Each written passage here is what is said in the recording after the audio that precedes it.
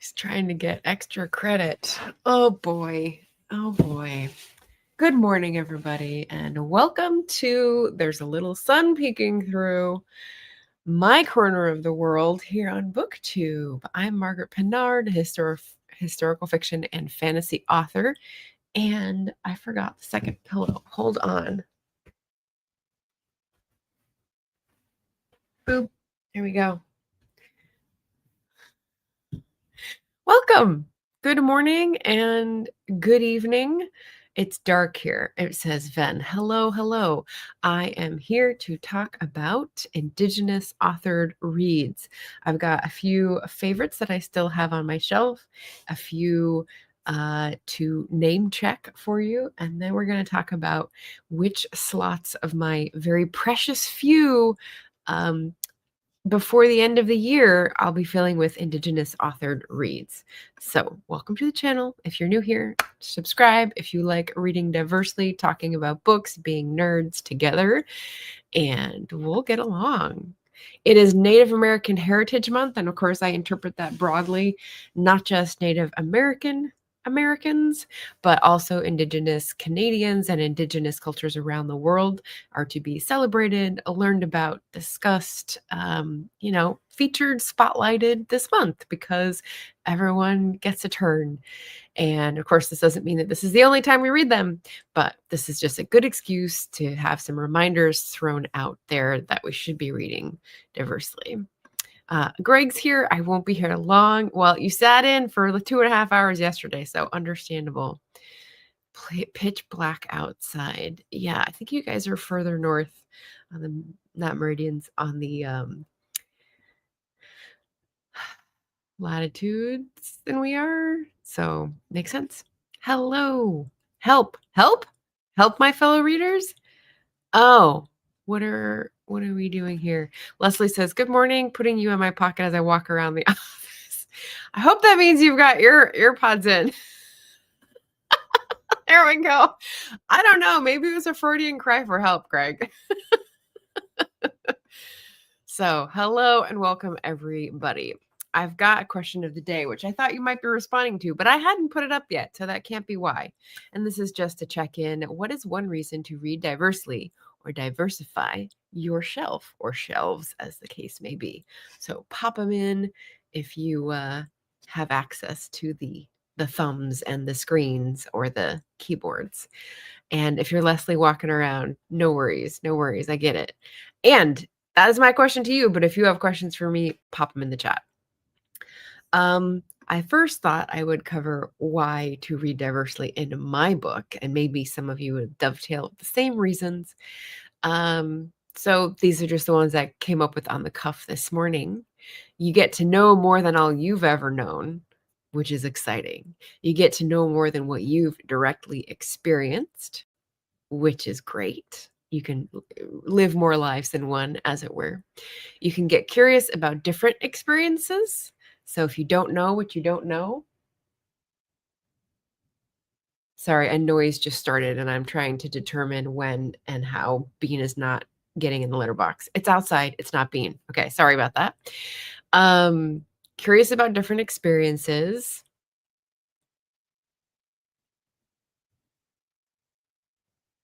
You guys can't hear the outside noise, but I'm just paranoid about it now. I am a curious person. I think curiosity is one of the most precious things in life. I don't trust people if they're not curious, if they think they know everything. So I don't see the downside of curiosity, except for cats, perhaps. More reasons to read diversely. You know other approaches to similar problems. So, we don't have the same confrontations everywhere, but maybe a solution someone else has tried will help you figure out one for your own problems. You get to stretch your understanding with other humors. And this is a big one for me because I often will not understand, I don't know, Jerome K. Jerome's 3 Men in a Boat, but I read it and I tried and it's not for me.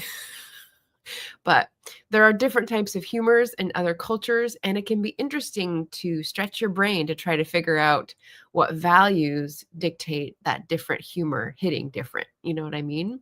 So that's been really interesting because native humor, I think, is very distinct and different and often opaque to us white folks. And so familiarizing yourself with the differences and sort of sitting with them can be a good exercise.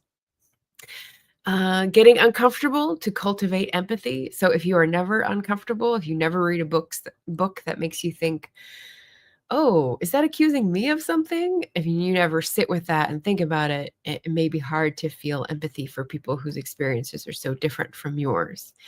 Uh, Reading diversely has helped me to recognize privilege.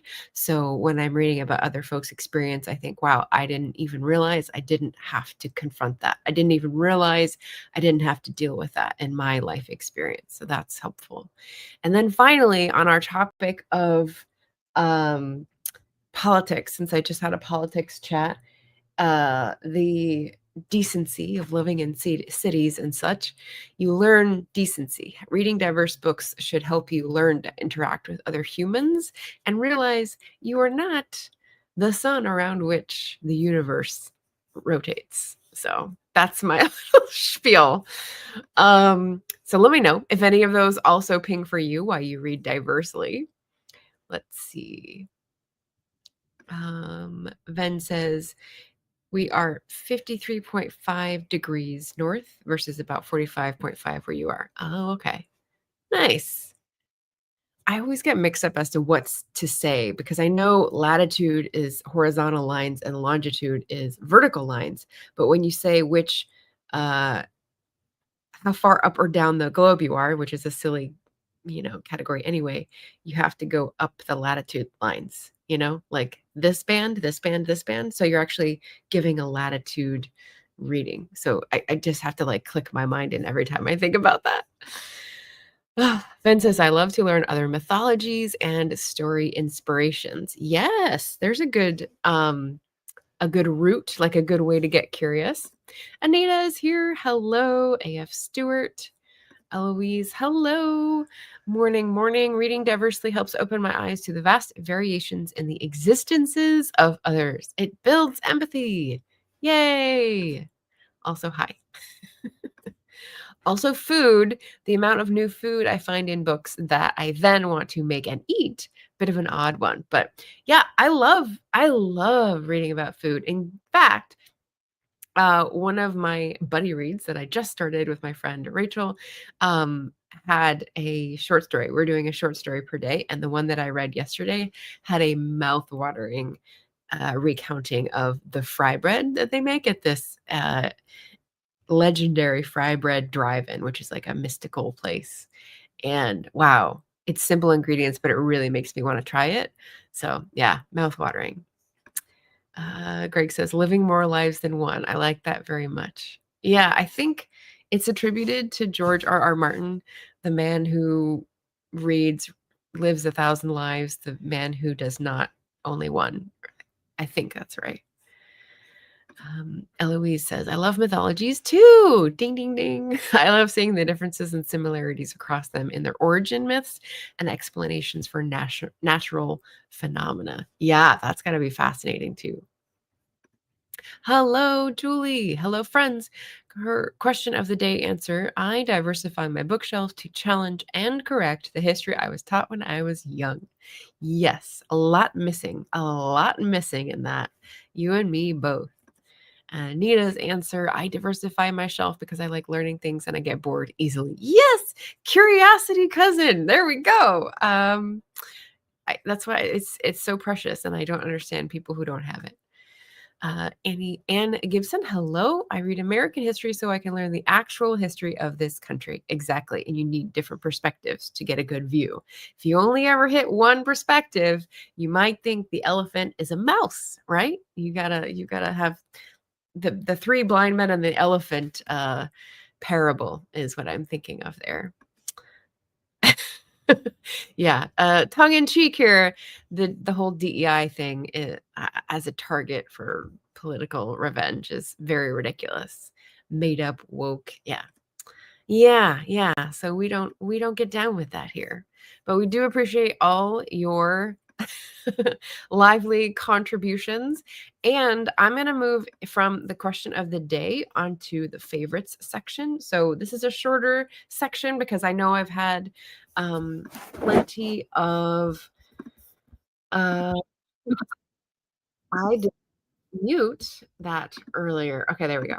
I needed to get into my description to copy the playlist link for y'all. So here we go.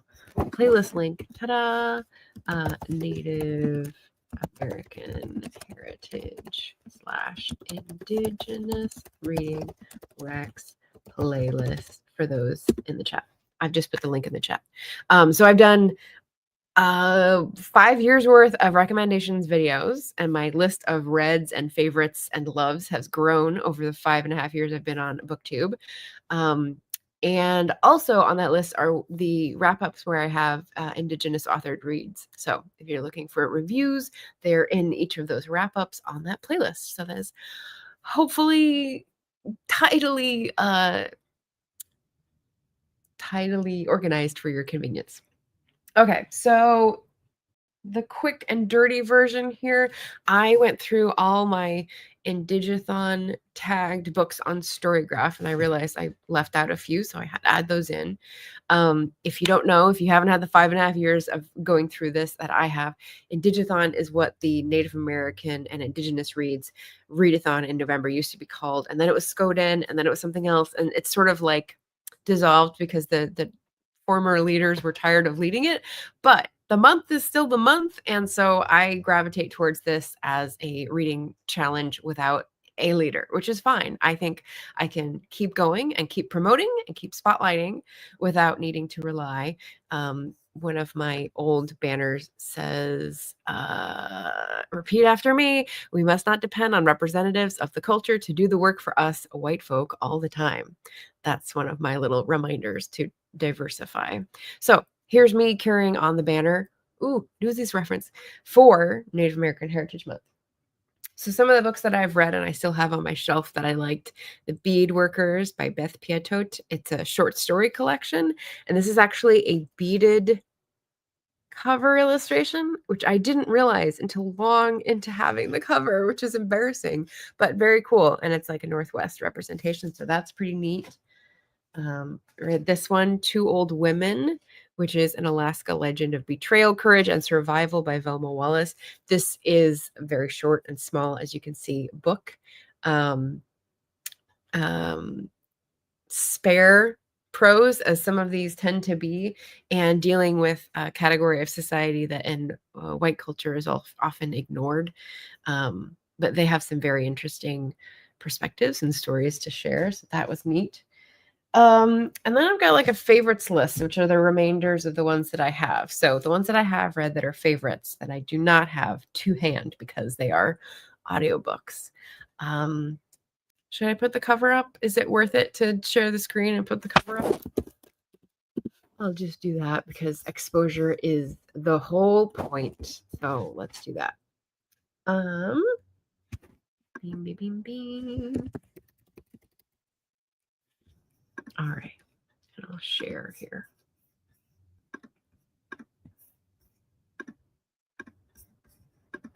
All right. Let's see. From that far away, really? Okay, very nice. All my little chicken scratch notes. Okay, so at the top of the pile is author Angeline Booley. And I try to correct everyone who reads her work and says Angeline, because on Twitter she is Fine Angeline and she corrects people. So I'm helping to spread the word. It's Angeline Booley. She is a person who has worked in the federal government in the US and then is now a full-time author because this was such a success. The Firekeeper's Daughter, which I have here in hardcover, which is amazing. And then the sequel is the one that I will share here. It's called Warrior Girl Unearthed. And I listened to this one in the audiobook version. So I wanted to highlight the groups that these people are all from individually to highlight the fact that Native America is a lot of different nations, and they may have similarities, but they're all unique and deserve to be aired, their names remembered and celebrated. So Angeline Boulley, with these two books, is from the Chippewa tribe, as we recognize it in the U.S., which is part of the Ojibwe Greater Nation. And she lives, or is the band is from the Sault Ste. Marie area of Michigan, which I thought was pretty cool because my dad's family comes from there, and may have interacted several generations back. So this is a great book series. They're standalones. They're only tangentially related because they're in the same universe and they have a couple overlap characters, but the themes that are touched on are very different. In Firekeeper's Daughter, it's a young woman, and she's just going to community college and not a school person, but ends up working at this museum and ends up wrapped up in an investigation that's happening. And it's sort of like a mystery. It's billed as a young adult. So I guess these are both billed as young adults, but I definitely read and enjoyed and appreciated them as full. And that's the scratching post. Okay. As full-blown stories and not like teeny bopper stories at all. So then Warrior Girl Unearthed, the second book in her series, is more centered on the issue of remains and museums and the tangled issue of anthropology as a science and inspecting old bones and the culture whose bones those belong to and who has rights over the thing. Right? The property, the bones, the ancestors. They have two completely different ways of looking at the science/religion of bones, of ancestors. And so we get to see both of those perspectives in a really powerful way. So highly recommend. Ben says pretty cover, must buy. It's really good. It's really good. And it's very action-y as well. They have another one that came out in September. Yeah, the third one just came out and I haven't gotten that one yet. So check these out. Very cool. I'm going to continue with the digital ones here. My notes. Ooh, don't rip it off. Don't rip off the page. There we go. The next one is Permanent Astonishment. This is Thompson Highway, and they've written a lot of books. This is the only one that I've read so far. I got this on an audiobook, and it's a memoir of their life. I think they're in early 80s.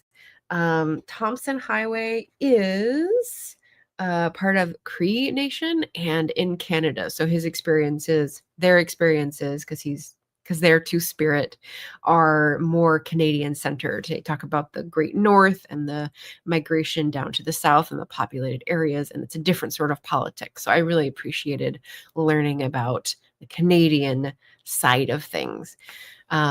They're very funny, recounting the stories of their youth with the siblings and the parents and the dog sleds and the just very different life. And the sense of this memoir is really the title, Permanent Astonishment. The author doesn't lose their wonder with the world. And some of the critics and commentators have talked about how Thompson Highway doesn't really throw a lot of shade on their own residential school experience. Bad things did happen. And in total, the residential school experience was criminal, I would say, is a general opinion, or the general take, consensus. That's the word I'm looking for. But Thompson Highway gives a very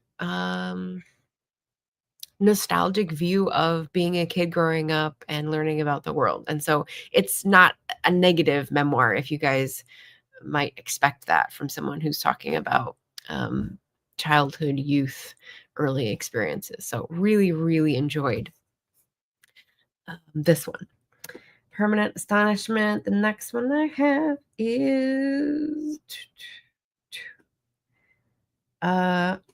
One of the Wobs.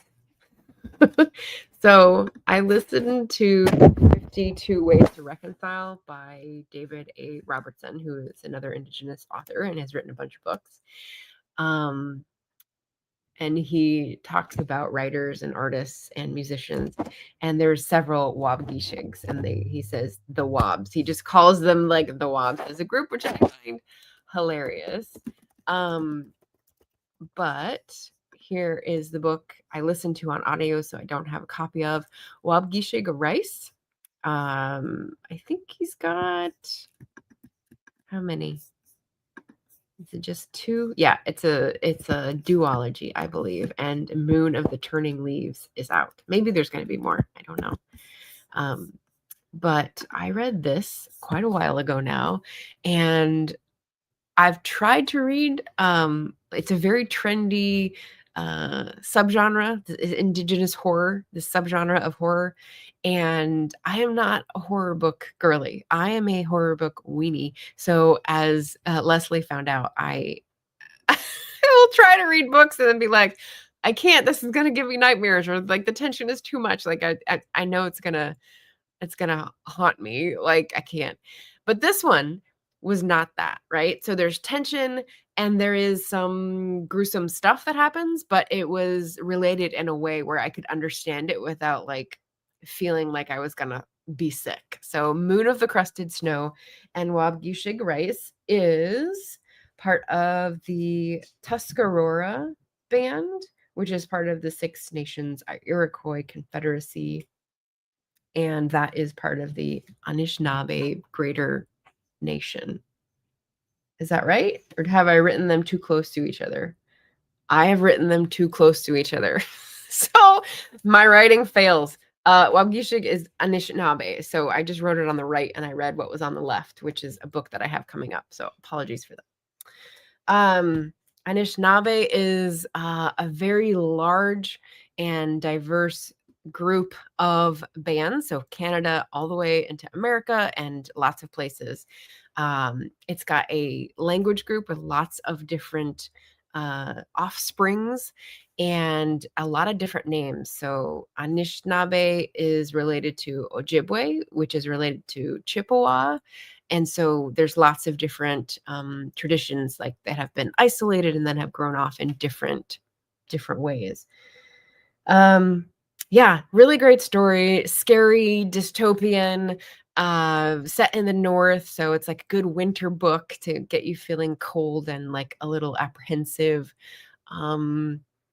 There's some humor, there's some backstory, but not a lot of like, again, negative, like heavy stuff. So if you're just wanting a book to pick up and be entertained and learn a little bit, like there's definitely those on this list, and this is one of them.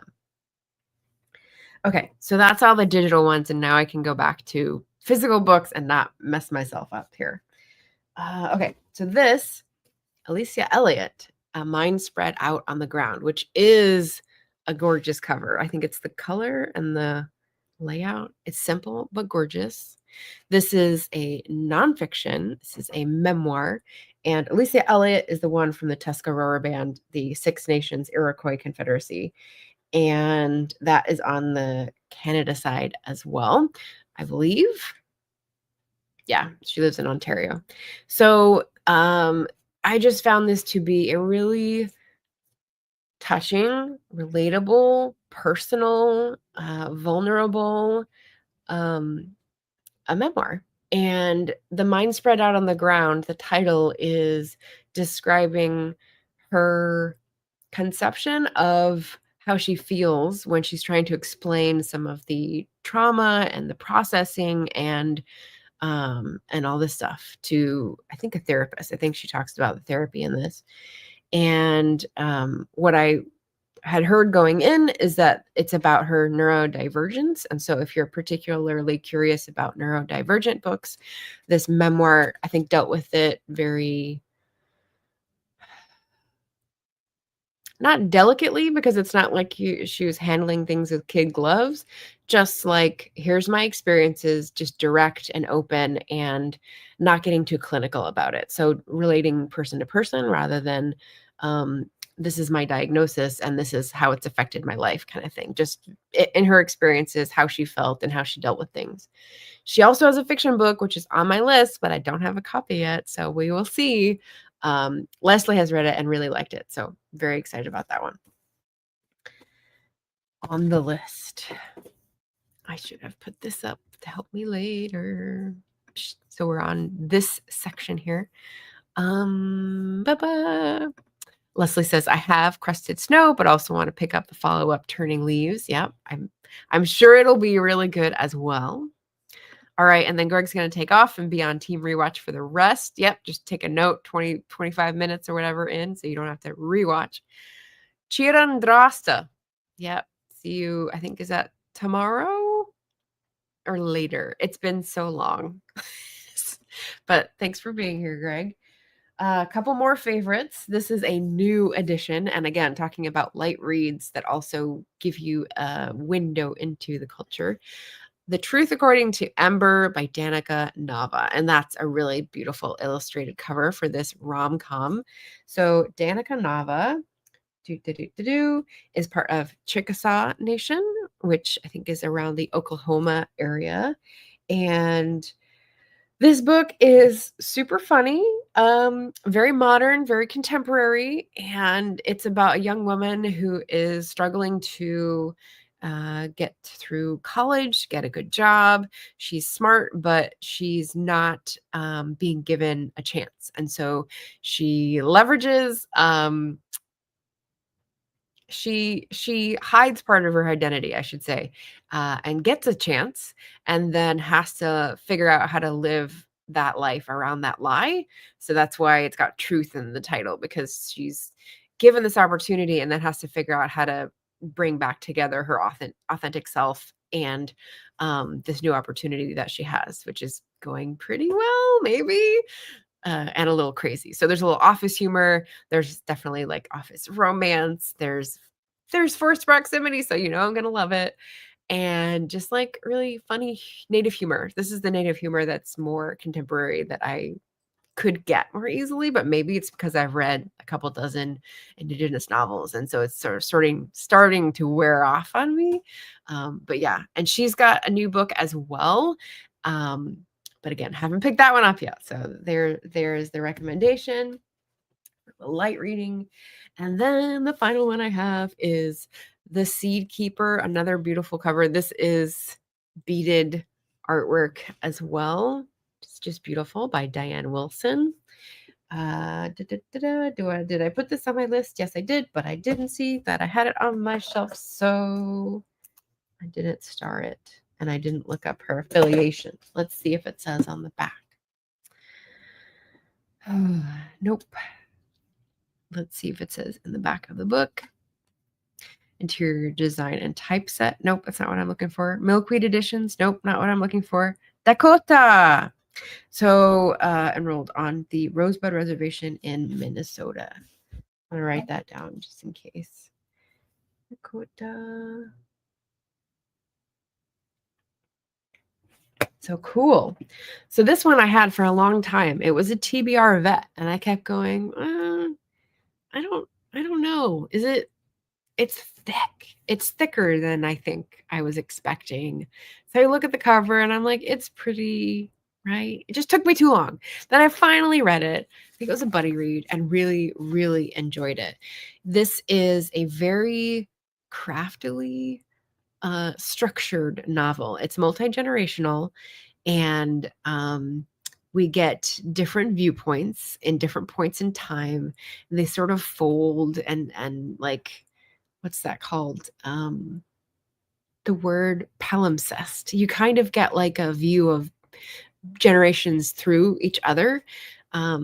It's about someone who is sort of struggling between the choice of the white world of farming with her husband and the native world of her dad's heritage and all that she looks back on, and trying to figure out, with all her experiences of life, like what is safe and what is her path and her relationship with her child. And I'm not normally like a parent-child story heartstrings kind of reader, but this had so much else going on. It was really rich with description and feeling and perspective. So I don't know why I looked at the cover and was like, I don't know if this is a me novel. It totally was. It totally was. So this is why it's still on my shelf and it's on my favorites to recommend list. A little bit heavier, but not like totally depressing. So I think that's a good like get you started kit if you haven't read any. And so hopefully one of those or more have jumped out at you and you were like, "Ooh, that sounds fun," or "Ooh, that sounds interesting," or "Ooh, that place is close to me." Anything that gets you curious and like makes you want to pick up a different kind of book is my goal. So Ben says, "Firekeeper's Daughter coming next week. Last purchase of the year, maybe." Do we trust him? Do we trust him? I don't know. Okay, so now from the favorites, we're going to move on to a pile of possibilities. So you can see I've got the list of the ones that I have read here, and I starred the ones I just talked about. So favorites for recommendations. And then this is the TBR. So these are the ones that I have on my shelf, not a wish list, but on my shelf because I'm participating in the Read What You Own challenge. So if you heard me last week, what is time? I talked about the Read What You Own challenge and how I was going to do 25 books before the end of the year and not buy any before I finish those 25 books. So that includes all my current reads, which is like 9. And since I'm going home, I'm going to prioritize the library books of those and the library books that I just picked up. And then I had 12 more slots free. So then how am I going to fill those 12 slots? Well, as Becca saw in my video, if I tried to plan them out, they would obviously fail because I can't tell myself to read something and then read it. But if I slowly, organically go, ooh, for this reading challenge, I have a possibilities list that may work. So what I have on here, I split it into nonfiction and fiction. I've got 3 nonfiction. So the one that I am most keen on reading is probably one of the more recent purchases. I bought this new Theory of Water, Anishinaabe Maps to the Times Ahead. And if you like reading recommendations that turn you on your head, I had to think, what did I just say? I just said the word ahead, but no, turn you on your head, because I remember years and years ago now reading something that explained that waters, oceans, currents used to be the highways. And so people who were very good at navigating the seas on canoes, early explorers, on rafts, so like we see in the Pacific Islands, those people would describe the oceans as the highways and waterways of their day, and the land, where they didn't go inland because it was dangerous, was incognita, right? So their maps would be all across the water. This is the current that takes you here. This is the place with the rocks, outcrops. This is the place with the reef, right? And that was much more known. Whereas to us today, to me at least, I will speak for myself, land is much more familiar, doesn't move, you can stand on it, right? It's much more safe feeling. And the water, the deep sea, is just like, I don't know what the hell goes on down there, right? It's just a mystery. It's incognita.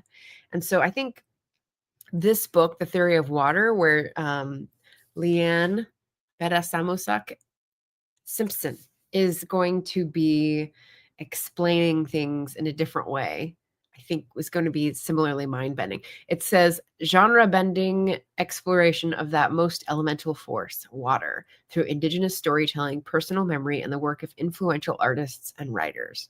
She's got a load of like great quotes on the back. She is a Michi Sahagig Nishnabeg scholar, writer, musician, and artist. So okay, Haymarket books, gotta love Haymarket. So yeah, using water as maps, like that's really compelling. It's a Climathon read, so I'm going to be wrapping up Climathon. It's a Indigenous read, and it's recent. I don't think I'll be passing this on. I think I'll probably be keeping this one. You know, you have a feeling. What it's not really a 5-star prediction. It's just like I have a feeling this is going to be like one to chew on for quite a while. So that's the highest on my list. But then I've also got 2 other nonfictions that might come into play. Fresh Banana Leaves, I've talked about recently. It's in the line of Robin Wall Kimmerer, but Jessica Hernandez is more talking about healing and medicine, whereas Robin Wall Kimmerer is talking more about um, science more broadly rather than medicine, I would say. So Indigenous science, I'm very excited have that. And then the other one is a little bit older, a little bit more backlist. It's by Leslie Marmon Silko, who is a celebrated Indigenous writer. It's from 1988, I think. Wait, I wrote this down. Yellow Woman is from... Nope, 1996. See, this is why I make a list. Yellow Woman and A Beauty of the Spirit, Essays on Native American Life Today. And I had peeked through the beginning, and I was reading it, and it was pretty interesting. Pueblo migration stories. Yeah, so just like a different background. Leslie Marmon Silko is most famous for Ceremony, which I also have a copy of, but is not on the list. And I think her background is Pueblo. Let's see. She lives in Tucson, Arizona, or at least did when this book was printed. So yeah, I think that's her background. And yeah, interesting. Sometimes reading folk tales is jarring because they're in a very different register, and sometimes it's a breath of fresh air. So we'll see. I think this is definitely like a mood choice for the nonfiction. And then fiction, I've got a much bigger possibility stack. But like I said, I can't chain myself to reading all these because then I won't read any of them. But that is the stack to give you a look, see if you recognize any. I think my top 2 of this, so I'll have 3 out of the 12 slots are going to be Indigenous reads for the final, the 10 before the end. That's the other thing. People who have end of the year tags, and there's a challenge maybe or a tag called 10 before the end. So like intersecting with my read what you own is the 10 before the end. So I've got 12 instead of 10, but we'll see. So the highest priority here is a Louise Erdrich book called Tracks. And I read Love Medicine and, you know, didn't understand a significant bit of it. So humbling experience to read other books and, know that you're not understanding things, but like wanting to get better at it. So this one looks a little bit more my speed. And it's shame time, right? Okay, I have the receipt. I got this in 2021, so it's been sitting here 4 years and I haven't read it. So this book starts out in 1912 and there's like a family tree. I love a hand lettered illustration. And it starts out really interesting. Like I read the first few pages. Nana Push. And so I recognize the names of some of the characters because she's written like 20 something books in the same universe, the Love Medicine universe. But I'm thinking I'll like this one. I don't particularly care for the cover. It's pretty plain. So this may be why I haven't picked it up. Just I'm influenced by looking at the covers. But that is going to be on my high priority for the fiction. And then this one, since I got another Thomas King, I want to read this one first. This is a more famous work, Green Grass Running Water by Thomas King. Did I say where Louise is from? Nope, I put it on my list though. Louise Erdrich, Chippewa from the Turtle Mountain Band. And again, that is part of the Greater Ojibwe relation of groups. So yeah, so that's Louise Erdrich, and then Thomas King is Cherokee affiliated.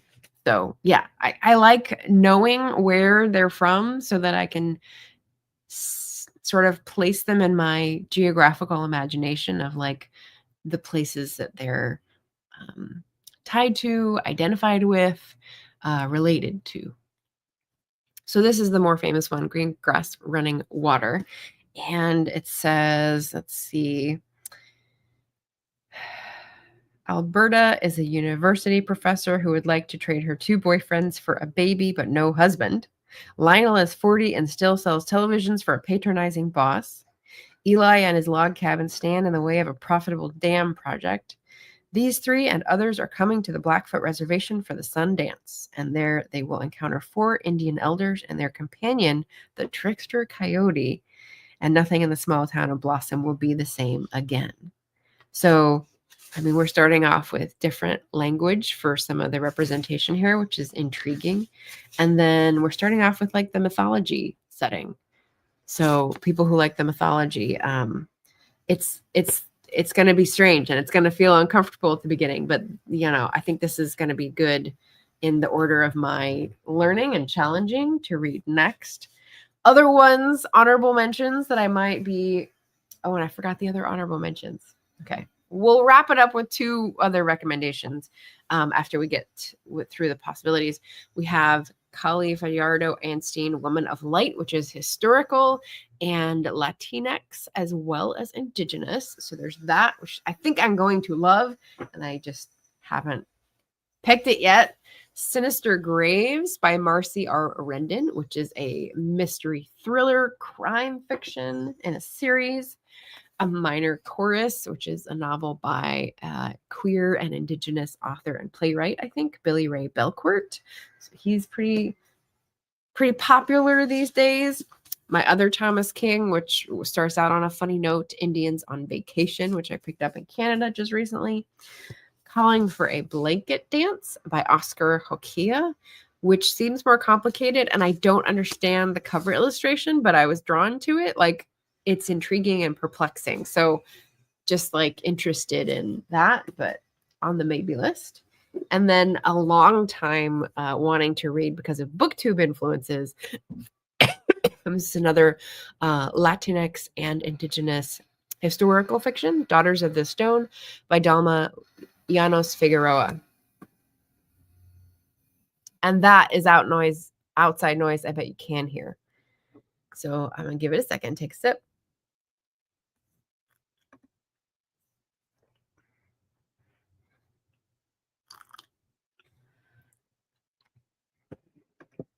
Hi, Jim. They stopped. They seem to have stopped, but I don't trust them. Ben says, I don't trust me. I have bought about 5 since my previous last purchase of the year. Oh, well, therapy, less expensive. Eloise, does it count for me watching a Native American kid cartoon? I don't know. I mean, you might find out that cartoon has a graphic novel and then you're just reading an adaptation. When I first started looking for Indigenous reads, what I found in the library were graphic novels that were young adult. And so it was not only like a different milieu, it was also a different audience and a different format. So it didn't work out that well, but like I was trying to research what the references were. So, and they were also Canadian. So it was just like too many things removed for me to understand what was going on. But yeah. Oh, hello. Grace is here.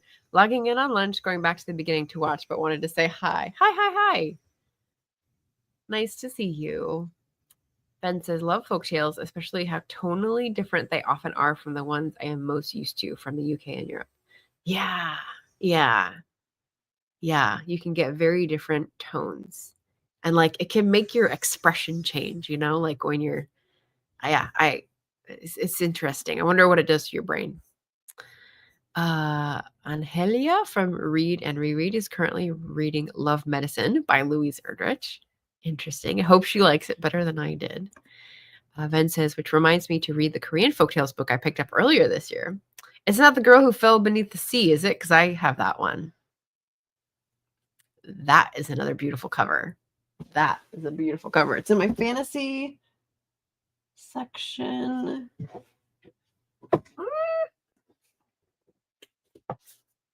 Is it this one?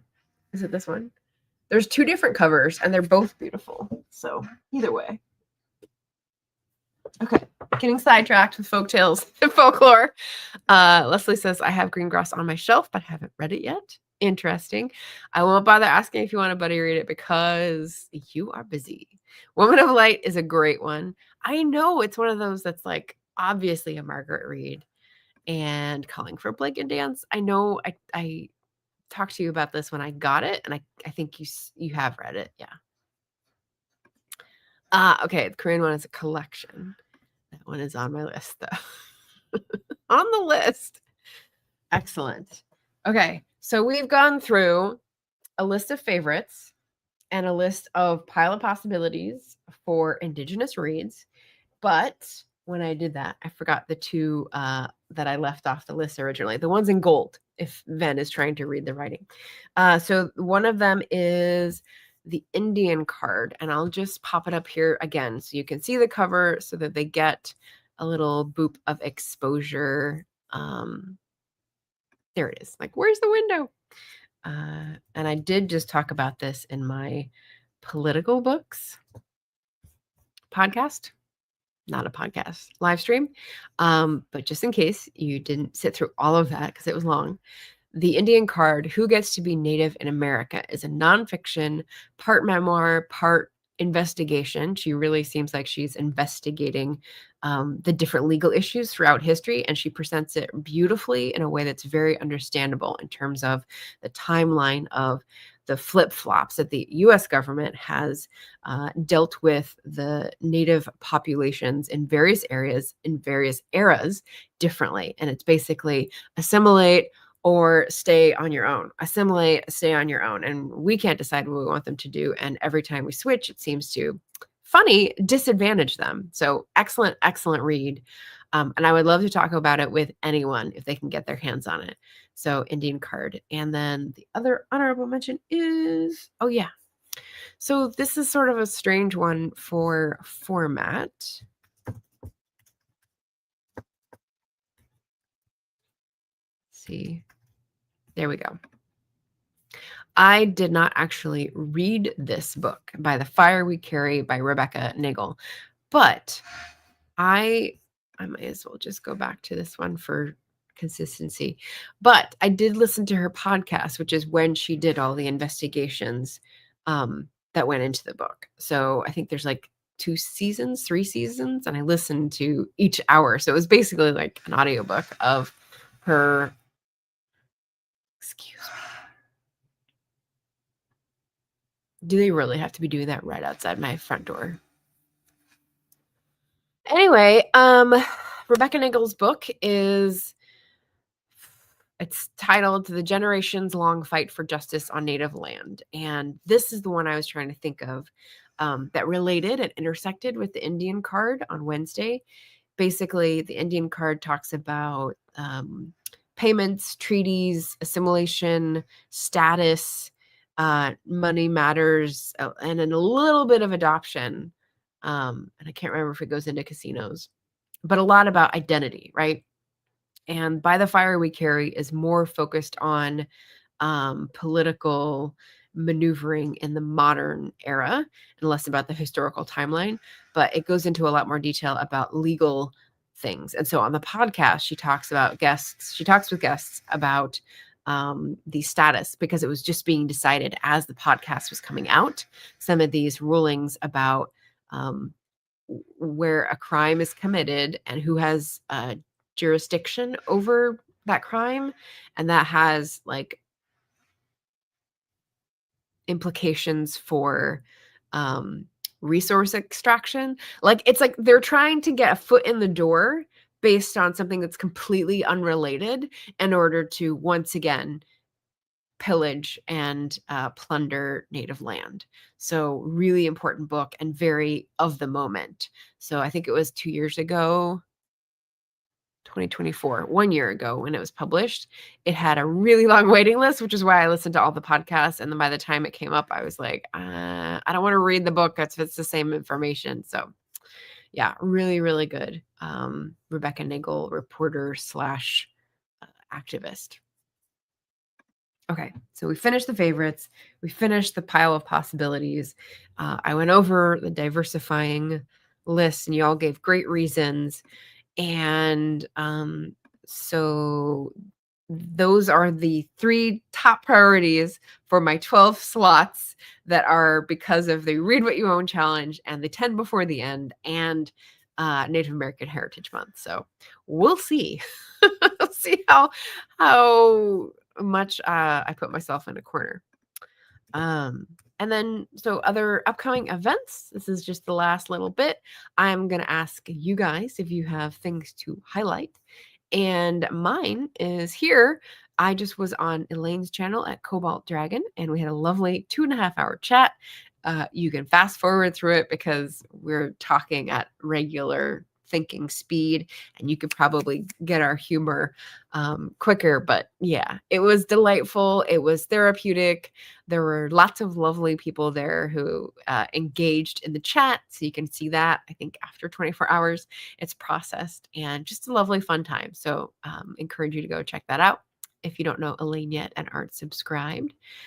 Yeah, and then I'll take another sip and play for time while people might get their links and share their things they're proud of in the chat.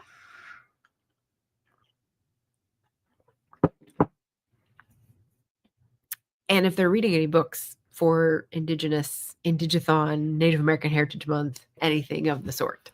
So drop that down in the chat, and I'll give you another 30 seconds before we finish up. I even got chocolate for myself. So I'm happy to sit here and give it another 30 seconds.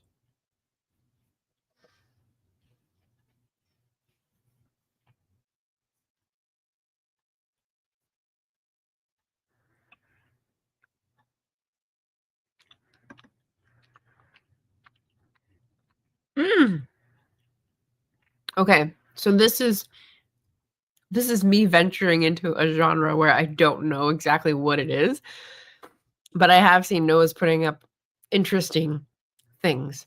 Noah is doing a game book, and I've done a little bit of the voice work at the start, which is up shortly. That's very cool. So it's role-playing game related, but is it fiction? Is he writing a book, or is he writing like an instruction role-playing game manual? And are they necessarily separate, or am I thinking about that wrong? Let me know. Anita put Tales of the Norse Gods up for pre-order last week with the demonic chicken. Is that what it was? Hopefully have some videos up next week. Yay. So pre-order if you're not on a Read What You Own, or if you made the rules so that you can pre-order to support indie authors. There you go. There's a great one for mythology and humor and fantasy. So excellent. I think that is up Ben's alley. No pressure, Ben. Oh my gosh, Jim has finished reading Nicholas Nickleby and therefore has completed the entire Dickens oeuvre. Wow. Oh, wait.